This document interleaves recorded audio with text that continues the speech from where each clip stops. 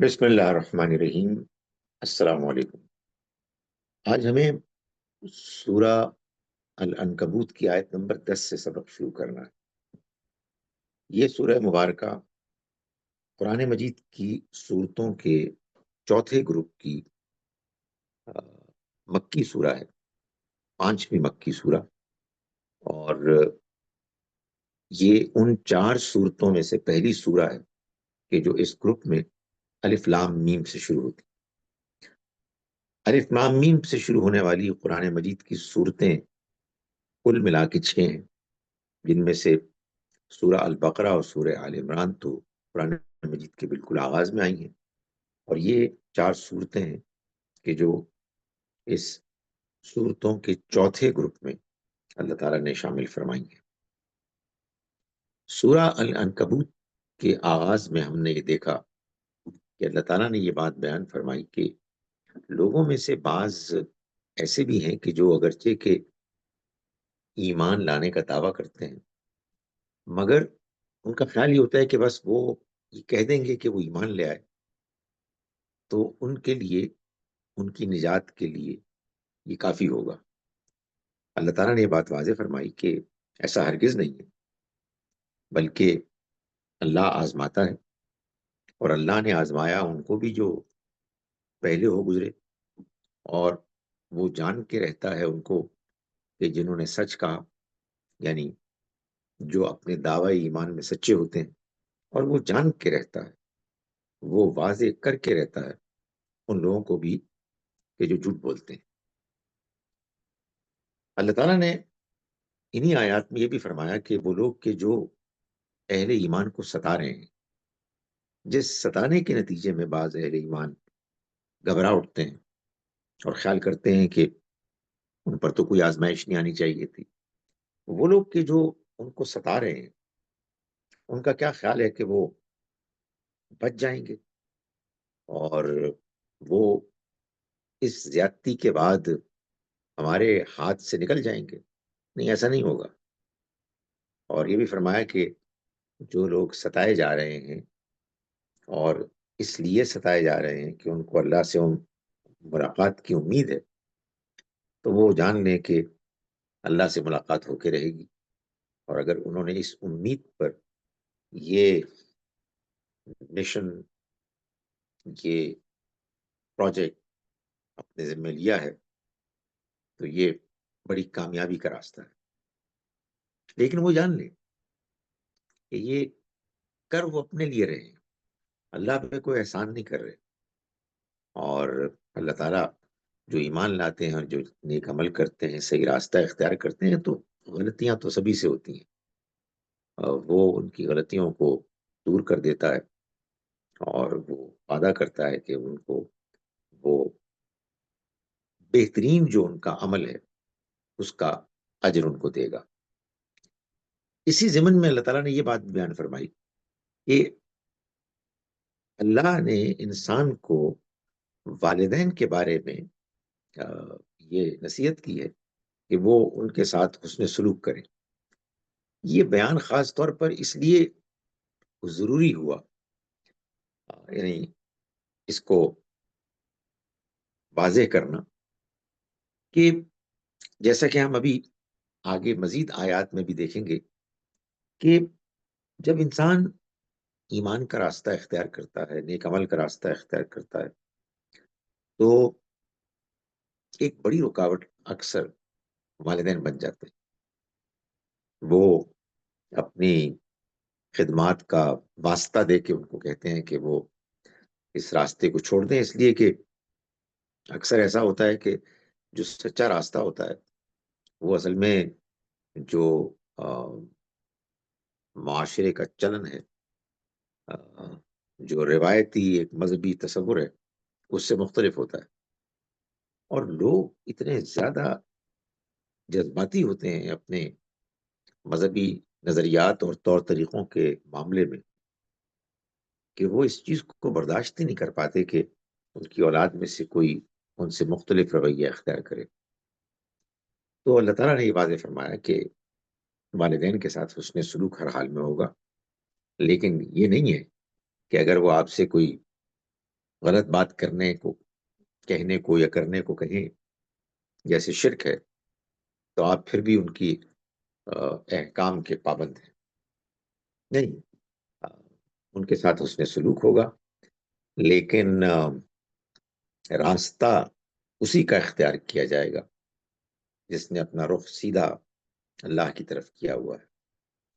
اور یہ اللہ تعالیٰ نے خوشخبری دی ہے کہ وہ لوگ کہ جو صحیح اعمال کرتے ہیں، نیک اعمال کرتے ہیں، وہ نیک لوگوں میں شامل ہوں گے۔ اس کے بعد اب یہ آیت ہے جو ہم پڑھ رہے ہیں، آیت نمبر 10۔ وَمِنَ النَّاسِ، اور لوگوں میں سے کچھ ایسے بھی ہیں، مَن یقول آمنا باللہ، کہتے تو وہ یہ ہیں کہ ہم ایمان لائے اللہ پر، فَإِذَا أُوذِيَ فِي اللَّهِ، پھر جب ان کو اللہ کے راستے میں اذیت دی جاتی ہے، ستایا جاتا ہے، تو جعل فتنة الناس کعذاب اللہ، تو وہ انسانوں کی طرف سے ملنے والی تکلیف کو، آنے والے فتنے کو اللہ کی عذاب کی طرح کا قرار دے دیتے ہیں۔ یعنی ظاہر ہے کہ جب آپ اللہ کا راستہ اختیار کریں گے تو یہ تو نہیں ہو سکتا کہ ہر چیز آپ کو اپنی مرضی کے مطابق ملے۔ اللہ تعالیٰ ہر ایک کو آزماتا ہے، اور خاص طور پر ان کو کہ جو ایمان کا دعویٰ کرتے ہیں۔ تو ایسا بھی ہوتا ہے کہ اس آزمائش میں اللہ کی طرف سے وہ موقع بھی آتے ہیں کہ لوگ ستاتے ہیں، اور جو ایمان سچے جذبے کے ساتھ لے کر نہیں آتے، بس محض سرسری تاثر کی وجہ سے کسی چیز سے وقتی طور پر متاثر ہونے کے نتیجے میں آتے ہیں، اور انہوں نے بات کو ایسے دیانتداری سے سمجھا نہیں ہوتا کہ جس کے بعد انسان اپنے اندر حوصلہ محسوس کرتا ہے کہ وہ جو بھی مشکلات آئیں گی، جو بھی حالات ہوں گے، وہ ان کا مقابلہ کرے گا۔ تو جب ایسا نہیں ہوتا تو پھر لوگوں کی طرف سے جو آزمائش آتی ہے وہ ان کو اللہ کا عذاب سمجھ لیتے ہیں۔ یہاں لوگوں کے طرف سے آنے والی تکلیف کو فتنہ قرار دیا، اس لیے کہ وہ تو ہے ہی فتنہ، آزمائش ہے، اس کے علاوہ کچھ بھی نہیں۔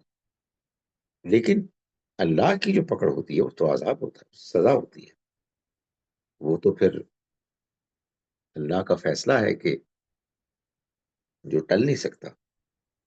فرمایا وَلَئِن جَاءَ نَصْرٌ مِّن رَبِّكَ، اور اگر آتی ہے کوئی مدد تمہارے رب کی طرف سے، لَيَقُولُنَّ، تو وہ کہتے ہیں، اِنَّا كُنَّا مَعَكُمْ، کہ ہم بھی تو تمہارے ساتھ تھے۔ یعنی مطلب یہ ہے کہ مشکلات آتی ہیں تو گھبرا جاتے ہیں، اور جب آسانیاں ہوتی ہیں اور اللہ کی طرف سے کوئی مدد آتی ہے تو وہ پھر یہ دعویٰ کرتے ہیں کہ ہم بھی تو آخر صاحب ایمان ہیں اور تم لوگوں کے ساتھ ہی ہیں۔ اولیس اللہ بعلم بما فی صدور العالمین، کیا اللہ نہیں جاننے والا ان کو کہ جو اس چیز کو کہ جو لوگوں کے دلوں میں، سینوں میں، یعنی یہ ایسے دعویٰ کر رہے ہیں کہ جیسے کہ جو کچھ یہ کہہ رہے ہیں اس سے اللہ واقف نہیں ہے۔ یہ اللہ تعالیٰ خوب واقف ہے ان چیزوں سے، ان باتوں سے کہ جو ان کے دلوں میں۔ وَلَيَعْلَمَنَّ اللَّهُ الَّذِينَ آمَنُوا وَلَيَعْلَمَنَّ الْمُنَافِقِينَ، اور اللہ جان کر رہے گا ان کو بھی کہ جو مومن ہیں، اور جان کر رہے گا ان کو بھی کہ جو منافق ہیں۔ یعنی اب جب کہ اللہ کا پیغام آ گیا ہے اللہ کے رسول صلی اللہ علیہ وسلم کے ذریعے سے، تو یہ تو اب ہونا ہے کہ اس پیغام کے لوگوں تک واضح طریقے کے ساتھ پہنچنے کے نتیجے میں اب فیصلہ ہو جائے۔ یہ فیصلہ اللہ کا صادر ہوگا ایسے کہ اہل ایمان اور وہ کہ جو کفار اور منافقین ہیں وہ الگ الگ ہو جائیں گے۔ اللہ تعالیٰ واضح کر دے گا.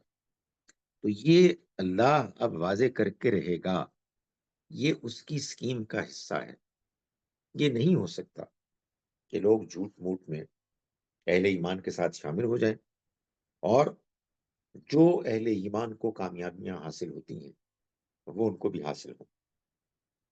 یہ بات اس سے پہلے اس سورہ مبارکہ کے آغاز میں بھی اللہ تعالیٰ نے بیان فرمائی، وَلَيَعْلَمَنَّ اللَّهُ الَّذِينَ صَدَقُوا، اور اللہ جان کر رہے گا ان کو کہ جو سچے ہیں، یعنی جنہوں نے ایمان کا سچا دعویٰ کیا.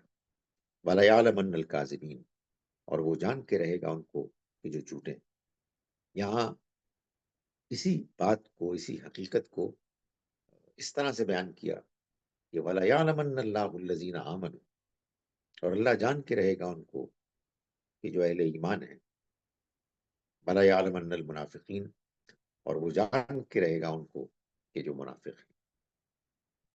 اس سے یہ تو معلوم ہو گیا کہ جب اللہ کے پیغمبر آ جاتے ہیں تو اس کے بعد مومن کون ہے اور منافق کون ہے یہ واضح ہو جاتا ہے. لیکن ظاہر ہے کہ یہی فیصلہ اللہ کا واضح ہوتا ہے دوسروں کے بارے میں بھی. یعنی اس دنیا میں اللہ نے انسان کو جس امتحان اور آزمائش میں مبتلا کیا ہے، اس میں انسان جو کچھ کر رہا ہے، جو اس نے رویہ اختیار کیا ہے، اس سے یہ طے ہوتا ہے کہ وہ اپنے ایمان کے دعوے میں سچا ہے یا جھوٹا ہے. اس سے یہ واضح ہوتا ہے کہ وہ مومن ہے یا منافق ہے. آپ غور فرمائیے کہ یہ آیات وہ ہیں کہ جو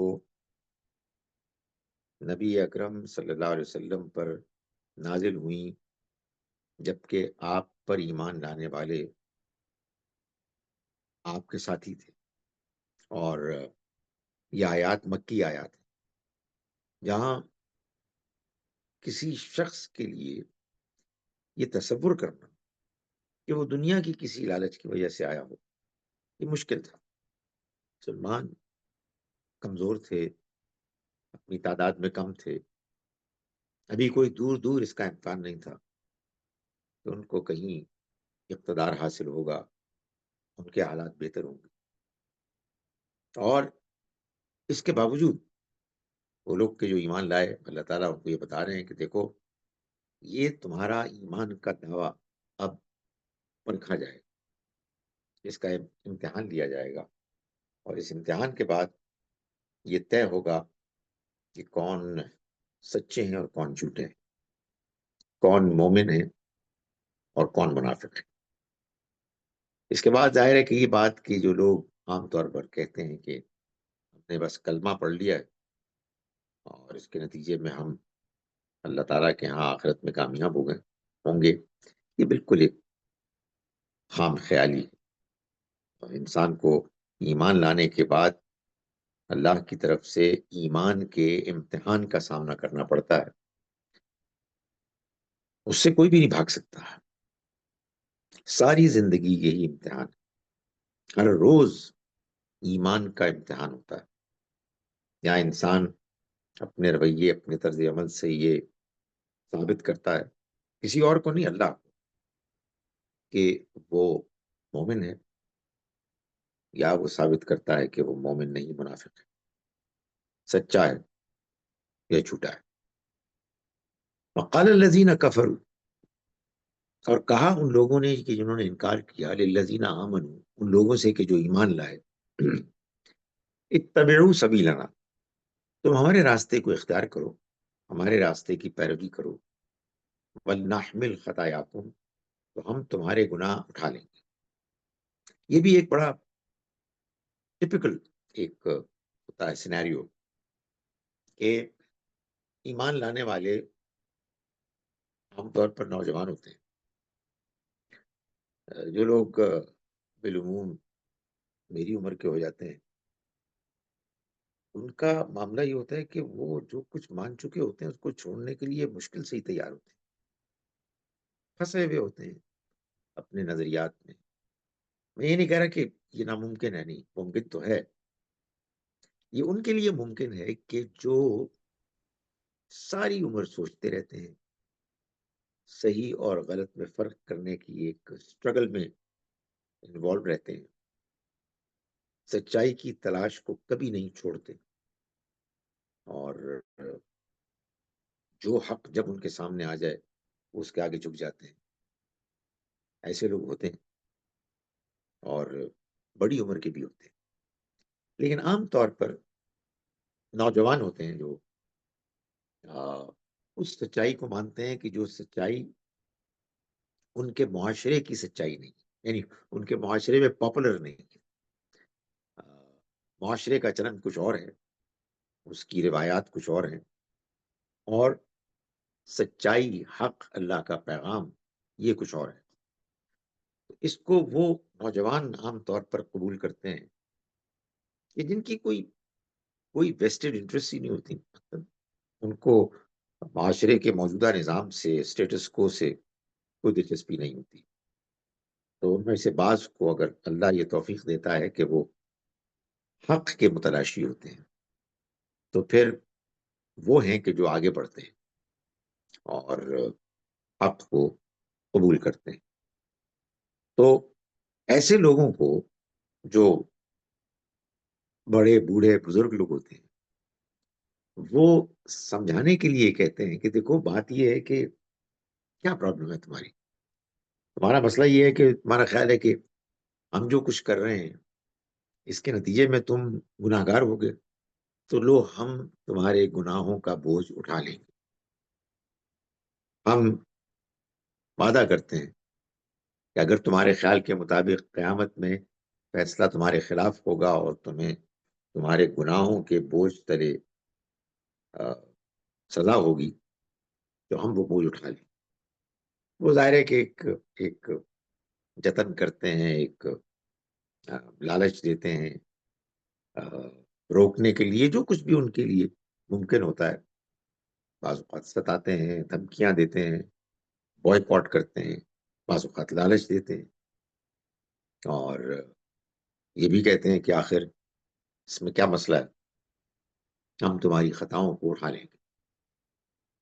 وما ہم بحاملین من خطایا، اور وہ ان کی خطاؤں کو ہرگز اٹھانے والے نہیں بنیں گے، من شیئن، ذرا بھی، انہم لکاذبون، یقیناً یہ لوگ جھوٹے ہیں، یعنی جھوٹ موٹ میں بات کرتے ہیں، ان کو اپنے موقف سے ہٹانے کے لیے اس قسم کے ان کو بات سمجھانے کی کوشش کرتے ہیں، اور یہ ظاہر ہے کہ اللہ کی طرف سے اس لیے ان کو کہنے کی اجازت ملتی ہے تاکہ جو ایمان لانے والے لوگ ہیں، نوجوان ہیں، ان کا امتحان ہو۔ فرمایا وَلَا يَحْمِلُنَّ أَثْقَالَهُمْ، اور لازماً وہ اٹھائیں گے اپنے بوجھ، وَأَثْقَالًا مَعَ أَثْقَالِهِمْ، اور اپنے بوجھوں کے علاوہ مزید بوجھ بھی اٹھائیں گے۔ مزید بوجھ یعنی یہی، یہ جو انہوں نے اپنے گناہوں کے بوجھ جو ان کے اوپر لدے ہوئے ہیں، اس کے علاوہ یہ جو انہوں نے حرکت کی کہ لوگوں کو سیدھے راستے سے ہٹانے کی کوشش کی، تو وہ بوجھ بھی اٹھائیں گے۔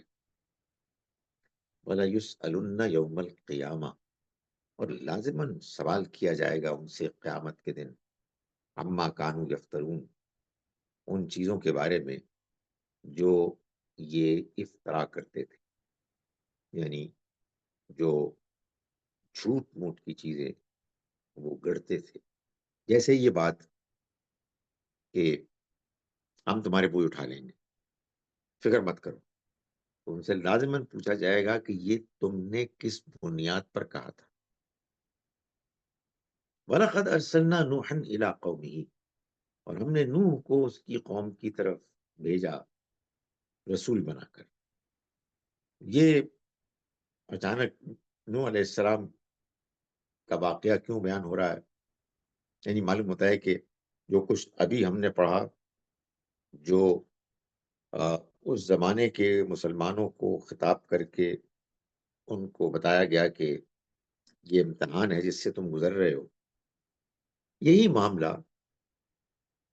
پہلے جو پیغمبر آئے ان کے زمانے کے لوگوں کے ساتھ بھی ہوا۔ سو اب تاریخی واقعات کو بیان کر کے یہ بتایا جا رہا ہے کہ جو کچھ تمہارے ساتھ ہو رہا ہے وہی اس سے پہلے بھی ہوا. فرمایا کہ فَلَبِثَ فِيهِمْ أَلْفَ سَنَةٍ إِلَّا 50 عاما، تو وہ رہے ان میں، یعنی نوح علیہ السلام جن کی طرف رسول بنا کر بھیجے گئے، وہ ان میں رہے الف سنہ، 1000 برس، الا 50 عاما، مگر 50 سال، یعنی 950 سال. 1000 برس میں سے 50 سال نکال لیں تو 950 سال یہ رہے. بائبل سے معلوم ہوتا ہے کہ اس زمانے میں ایسے ہی عمریں ہوا کرتی تھی. نوح علیہ السلام کے والد، نوح علیہ السلام کے دادا، ان کی جو عمریں آتی ہیں وہ بھی ایسی تھی. اللہ تعالیٰ کے کنٹرول میں، اختیار میں سب چیزیں. یہ بات کہ اگر فرض کیجئے کہ آج کے دور کے تاریخ لکھنے والوں کو نہیں پہنچی تو ظاہر ہے کہ یہ انسانی علم، تاریخ، معلومات کی کمی ہے. اور یہ بات کہ انسان کی بالکل سفر کے آغاز میں، ابتدائی زمانے میں، اگر اللہ تعالیٰ نے عمریں لمبی رکھی کہ آئندہ کے لیے جو دنیا کا نقشہ تیار ہونے والا ہے اس میں پہلے ان کو یہ موقع دیا جائے کہ وہ زیادہ رہیں، تو یہ بالکل ممکن ہے. اللہ کی قدرت سے کوئی چیز بعید نہیں. یہ بات کہ کسی کا امتحان اتنا لمبا ہوتا ہے اور کسی کا مختصر ہوتا ہے، یہ بھی اللہ کی حکمت ہے. اللہ ہر چیز سے واقف ہے. وہ جانتا ہے کہ جو امتحان کسی نے 20-25 سال کے عرصے میں دیا، وہ بعض اوقات اتنے لمبے عرصے جیسے 900 950 سال کا امتحان ہے، اس کے برابر ہو جاتا ہے. آپ اچھے انسان ہیں تو آپ کا اچھا ہونا 5-10 سال میں بالکل واضح ہو جاتا ہے. اس کے بعد تو جو کچھ بھی ہے وہ تفصیلات ہیں. چھوٹی موٹی غلطیاں تو انسان سے ہوتی ہیں مگر ایک ڈائریکشن طے ہو جاتا ہے.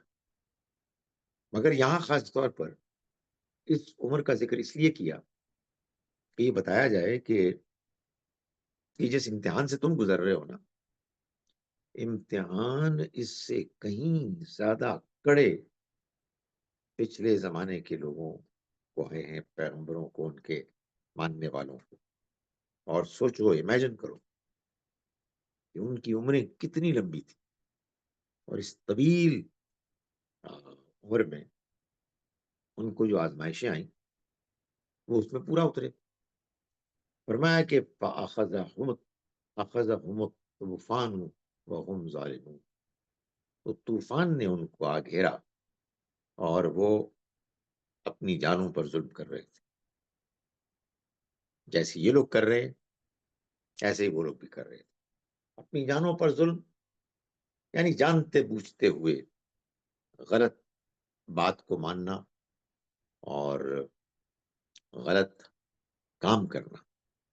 اس کو قرآن بار بار اپنے اوپر ظلم کرنا کہتا ہے. یعنی ظالم انسان وہ ہوتا ہے، قرآن سے معلوم ہوتا ہے کہ جو ظلم نفسا، جو اپنی جان پر ظلم کرتا ہے. ظلموا انفسهم، اپنی جانوں پر ظلم کرتے ہیں. تو یہ ان کے ساتھ ہوا. تمام رسولوں کے انکار کرنے والوں کے ساتھ ایسا ہی ہوتا ہے. یہ اللہ تعالیٰ نے اس لیے بندوبست کیا ہے تاکہ دنیا والوں کے لیے ایسی گواہی، شہادت موجود ہو، بلکہ گواہیاں، شہادتیں موجود ہوں جو ان کو اس پر مطمئن کرے کہ ایک اللہ ہے جو اس دنیا کو چلا رہا ہے اور وہ آخرت برپا کرے گا. بھائی جب ایک قوم پر اللہ کا عذاب آ گیا اعلان کے بعد کہ یہ عذاب آئے گا اگر تم نے اپنے رویے کو ٹھیک نہیں کیا، تو پھر وہی پیغمبر جو اس دنیا کے عذاب پر لوگوں کو خبردار کر رہے تھے اور عذاب آ گیا، وہی پیغمبر لوگوں کو آخرت کے عذاب سے بھی خبردار کرتے ہیں، بلکہ اصل میں تو اسی سے کرتے ہیں۔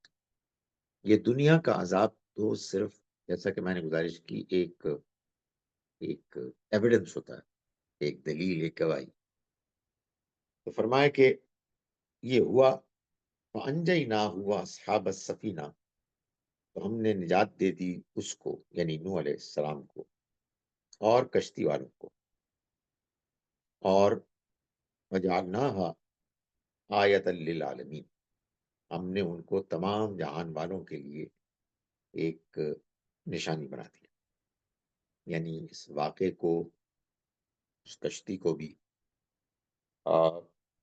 یہ واقعہ تو اتنا مشہور ہے کہ ایک جگہ سورہ حاقہ میں اللہ تعالیٰ نے فرمایا کہ اس کو لِتَعِيَهَا أُذُنٌ وَاعِيَةٌ، اس کو وہ کان جو محفوظ رکھتے ہیں، اس واقعے کو محفوظ رکھیں۔ اللہ نے ایسے اس کو مشہور کیا، اور اس کی شہرت کے ساتھ ظاہر ہے کہ یہ کہانی بھی ہے کہ نوح علیہ السلام کی قوم نے ان کا انکار کیا، برائی کا رویہ اختیار کیا، اور پھر اللہ کی پکڑ آ گئی۔ اللہ تعالیٰ اس سے زیادہ نہیں سمجھاتے، یہ بہت کافی ہے سمجھنے کے لیے کہ لوگ اگر جاننا چاہیں تو جان لیں۔ کہتے ہیں کہ یہ کشتی، جس کو کہ قرآن مجید نے ایک مقام پر کہا کہ جودی پہاڑ پر یہ کشتی آ کے ٹھہر گئی، ایک ملک ہے آرمینیا، ایران کے شمال اور ترکی کے مشرق میں۔ اس میں پہاڑیوں پر جو عام طور پر لوگ وہاں پہنچ نہیں سکتے، عرارات کی پہاڑیاں، کہتے ہیں کہ جو جہاز اوپر اڑتے ہیں کہ ان میں بیٹھے ہوئے لوگ بعض اوقات جب نیچے دیکھتے ہیں تو ان کو کشتی نما ایک نظر آتی ہے، اسٹرکچر یا کہیے ایک آبجیکٹ، مگر شاید اس کو ایکسیس کرنا آسان نہیں ہے۔ ظاہر ہے کہ یہ وہ چیز ہے کہ جو اگرچہ کہ ہم جانتے ہیں کہ اس طرح سے مسلسل مستقل مختلف اللہ کی کتابوں میں اور پھر قرآن مجید میں اس کو محفوظ کر لیا گیا، مگر مزید اگر اس کی تحقیق ہو اور جستجو ہو، یہ خود لوگوں کے لیے متوجہ ہونے کا ایک ذریعہ بن سکتی ہے، کیونکہ میں نے یہ دیکھا ہے کہ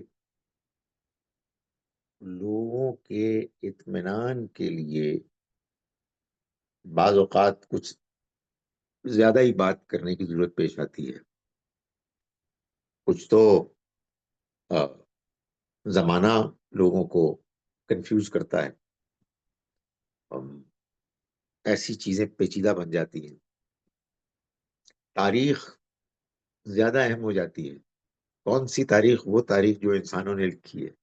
کیسے لکھی ہے؟ ادھر ادھر کی باتیں سن کے، کوئی ادھر سے سنا، کوئی وہاں سے سنا، کوئی ایسی ڈاکومنٹ مل گئی، کوئی اور چیز مل گئی لکھی ہوئی، جس کے بارے میں بہت زیادہ یعنی اوتھینٹک طریقے سے اطمینان کے ساتھ تو نہیں کہا جا سکتا، لیکن وہ چیز کہ جو زیادہ اوتھینٹک ریلائبل ہوتی ہے اس کو آدمی اگنور کر دیتا ہے، اس لیے کہ بھائی یہ تو اصل میں مذہبی لوگ کہہ رہے ہیں، اس وجہ سے اس کی کیا حیثیت۔ اینی وے، قرآن مجید نے اس کو بار بار بیان کیا کہ رسول آئے، اور ان کے آنے کے بعد انہوں نے جب اپنی قوموں کو پیغام پیش کیا اور انہوں نے انکار کیا، تو انکار کے بعد اللہ کی پکڑ آئی، جس کے نتیجے میں انکار کرنے والی قوم عذاب سے دوچار ہوئی، اور اللہ نے اس کو ایک نشانی، ایک ایویڈنس کے طور پر چھوڑ دیا۔ بعض بستیاں وہ ہیں کہ جو غائب ہو گئی، اور بعض بستیاں وہ ہیں کہ جو ابھی بھی قائم ہیں۔ وَإِبْرَاهِيمَ إِذْ قَالَ لِقَوْمِهِ اعْبُدُوا اللَّهَ وَاتَّقُوهُ، اور اسی طرح سے ابراہیم کو بھی ہم نے اس کی قوم کی طرف بھیجا، اور انہوں نے کہا لقومه، اپنی قوم سے، اعبدوا اللہ، اللہ کی عبادت کرو، واتقوہ، اور اس سے ڈرو، ذالکم خیر لکم ان کنتم تعلمون، یہ تمہارے لیے بہتر ہے اگر تم جانو۔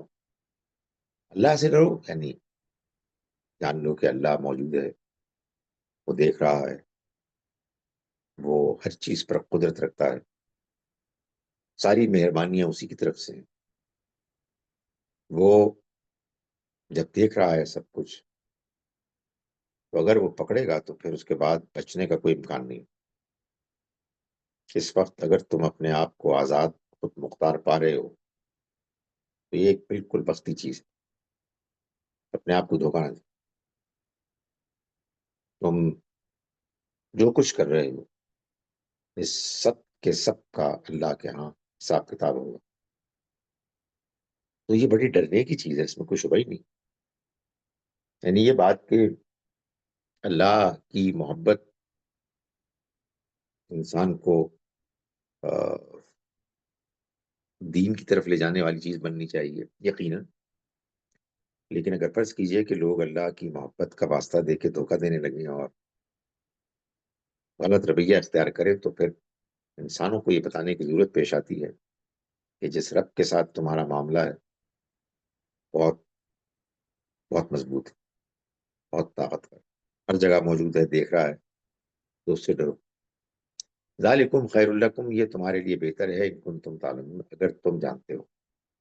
انما تعبدون من دون اللہ اوثانا، جن کو تم پوج رہے ہو، جن کی پرستش کر رہے ہو اللہ کے سوا، اوثان تو محض بت ہیں، وتخلقون افکا، اور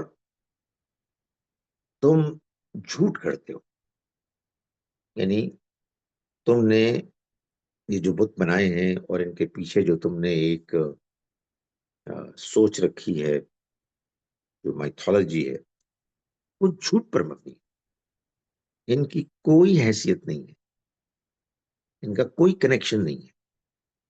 یہ اگر تم کسی بزرگ یا کسی جن یا کسی فرشتے کا تصور رکھ کے ان کو تم پوج رہے ہو تاکہ وہ جن کے یہ نمائندہ ہیں یہاں، وہ تم سے راضی ہو جائیں گے اور وہ پھر اللہ کے ساتھ تمہارے لیے معاملہ کر لیں گے، منا لیں گے، یہ تو دھوکہ ہے، ایسی کوئی چیز ہے ہی نہیں۔ تو یہ تم تخلقون افکا، اس کے لیے تم جھوٹ کرتے ہو، یہ جھوٹ کر رہے ہو۔ ان الذین تعبدون من دون اللہ، یقیناً وہ کہ جن کی تم عبادت کر رہے ہو اللہ کو چھوڑ کر، اللہ کے سوا، لا یملکون لکم رزقا، وہ تمہارے لیے کسی رزق کا کوئی اختیار نہیں رکھتے، یعنی وہ تمہیں کیا دے سکتے؟ کچھ بھی نہیں دے سکتے۔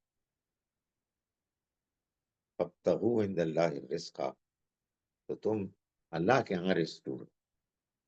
معلوم ہوتا ہے کہ ایک بڑی وجہ وہاں یہ تھی، جو لوگ پوچھتے تھے ان بتوں کو، کہ ان کے ذریعے سے وہ چاہتے تھے، ان کا خیال تھا کہ ان کو کچھ مل جائے گا، رزق مل جائے گا۔ فرمایا کہ نہیں، رزق تو سارے کا سارا اللہ کے پاس ہے۔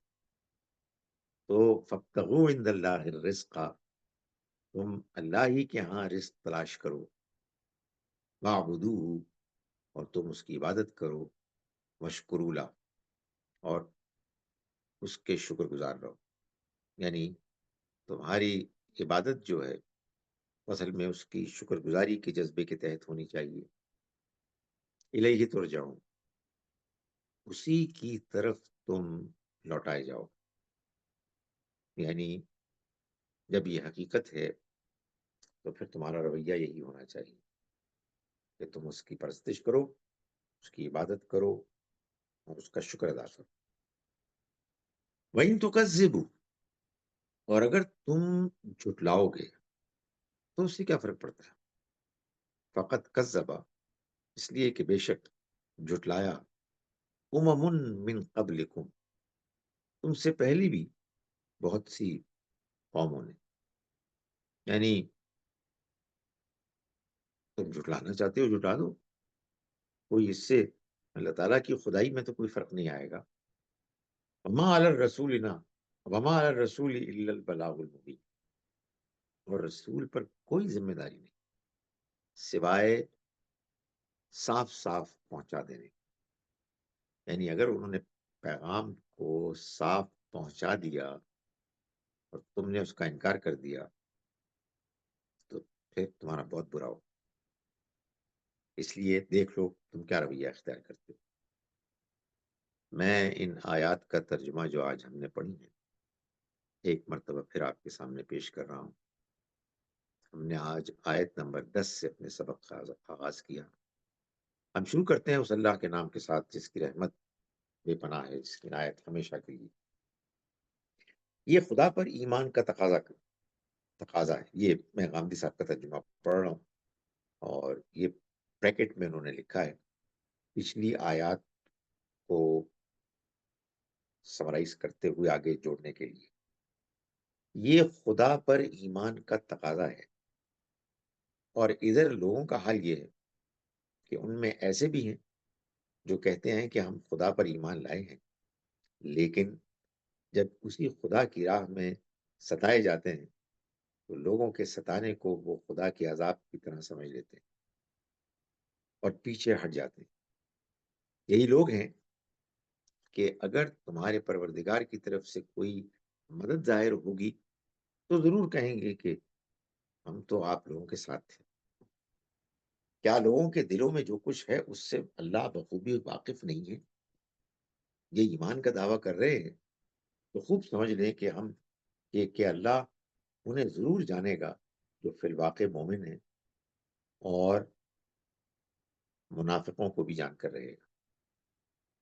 اور منکرین جو ان کو ستا رہے ہیں ایمان والوں سے کہتے ہیں کہ تم ہماری راہ پر چلتے رہو اور تمہارے گناہ ہم اٹھا لیں گے. حالانکہ ان کے گناہوں میں سے وہ کچھ بھی اٹھانے والے نہیں ہیں. اس میں شبہ نہیں کہ وہ جھوٹے ہیں. ہاں، اپنے گناہوں کے بوجھ وہ ضرور اٹھائیں گے اور اپنے بوجھوں کے ساتھ کچھ دوسرے بوجھ بھی جو وہ افترا کر رہے ہیں. قیامت کے دن اس کے بارے میں یقیناً ان سے پوچھا جائے. یہی کچھ اگلوں نے بھی کیا. ہم نے نوح کو اس کی قوم کی طرف رسول بنا کر بھیجا تو وہ 50 کم 1000 سال ان لوگوں میں رہے، لیکن اس کے باوجود وہ لوگ نہیں مانے تو آخر کار انہیں طوفان نے آ گھیرا اور اپنی جانوں پر ظلم ڈھا رہے اور وہ اپنی جانوں پر ظلم ڈھا رہے تھے. پھر نوح کو اور کشتی والوں کو ہم نے بچا لیا اور اس واقعے کو ہم نے دنیا والوں کے لیے ایک عظیم نشانی بنا دیا. اسی طرح ابراہیم کو اس کی قوم کی طرف بھیجا جب اس نے اپنی قوم سے کہا کہ اللہ کی بندگی کرو اور اس سے ڈرو، یہ تمہارے لیے بہتر ہے اگر تم جانو. تم اللہ کو چھوڑ کر محض بتوں کو پوج رہے ہو اور اس کے لیے جھوٹ گھڑتے ہو. حقیقت یہ ہے کہ جنہیں تم خدا کو چھوڑ کر پوج رہے ہو وہ تمہارے رزق پر کوئی اختیار نہیں رکھتے. سو اللہ ہی کے ہاں رزق تلاش کرو اور اسی کی بندگی کرو اور اسی کے شکر گزار ہو. تم اسی کی طرف لوٹائے جاؤ گے.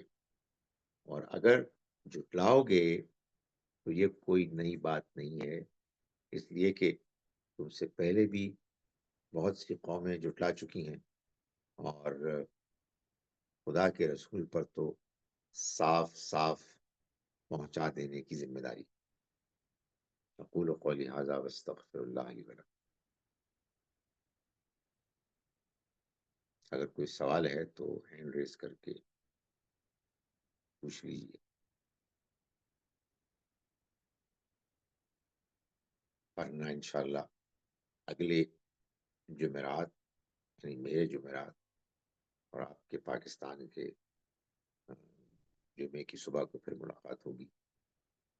سر السلام میرا ایک سوال ہے، ہینڈ ریز کا مجھے آپشن نہیں ملا میں جی جی پوچھیے۔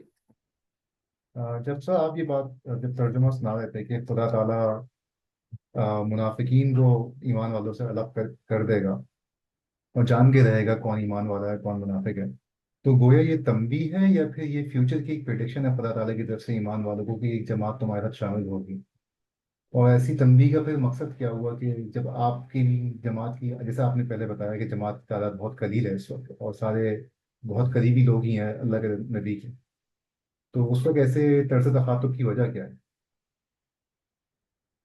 اس کی وجہ یہ ہے کہ یہ معلوم ہوتا ہے کہ بعض لوگوں نے جب ان کے اوپر تکالیف آئیں تو انہوں نے ایسے شکایت کرنی شروع کر دی کہ معلوم ہوتا تھا کہ وہ ان آزمائشوں اور تکلیفوں سے گھبرا اٹھے، اور یہ ایسے پوچھ رہے ہیں کہ یہ کیا ہو گیا۔ تو ان کو یہ بتایا جا رہا ہے کہ یہ تو ہوگا، اللہ تعالیٰ آزمائش کے نتیجے ہی میں یہ فیصلہ کرے گا کہ کون مومن ہے اور کون منافق۔ یہ فیصلہ ویسے تو سارے انسانوں کے لیے ہوگا، مگر وہ قیامت کے دن سامنے آئے گا۔ مگر جب اللہ کے رسول آ جاتے ہیں، کوئی رسول، تو ان کے آنے کے بعد حقیقت اتنی واضح ہو جاتی ہے، اس کے بعد اللہ تعالیٰ دنیا ہی میں مومن اور کافر اور منافق، یعنی منافق وہ کافر ہوتا ہے کہ جو اصل میں چھپا ہوا ہوتا ہے، جو اپنے کفر کا اظہار نہیں کرتا، ان کو اللہ تعالیٰ الگ الگ کر دیتا ہے، اور پھر وہ لوگ کے جو انکار کرنے والے ہیں ان پر عذاب آتا ہے۔ تو یہ الگ کرنا، یہ تو اللہ کی سنت، اس کی جو پالیسی ہے، اس کا تقاضا تھا، اس لیے یہ پہلے دن ہی سے واضح کیا جا رہا ہے۔ یہ بالکل ممکن ہے اور زیادہ امکان یہی ہے کہ جن لوگوں نے یہ تقاضا کیا ان لوگوں کو ابھی پوری بات معلوم نہیں تھی، اور یہ ظاہر ہے کہ ہوتا ہے، آدمی وقت کے ساتھ ساتھ ہی سمجھتا ہے، سیکھتا ہے، غلطی کرتا ہے، گرتا ہے، پھر اٹھتا ہے۔ تو ان لوگوں کو یہ بات بتائی گئی جو اس بات کو سمجھے بغیر ایمان لائے تھے، اور وہ ایمان لانے کے بعد سمجھ رہے تھے کہ اب تو خوشخبریاں مل رہی ہیں ہم کو جنت کی، تو اس دنیا میں بھی حالات ٹھیک ہی ہوں گے، تو ان پر بات واضح کر دی گئی۔ جزاک چلیے جی، انشاءاللہ اگلے جمعرات/جمعے کو ملاقات ہوگی۔ السلام علیکم ورحمۃ اللہ وبرکاتہ۔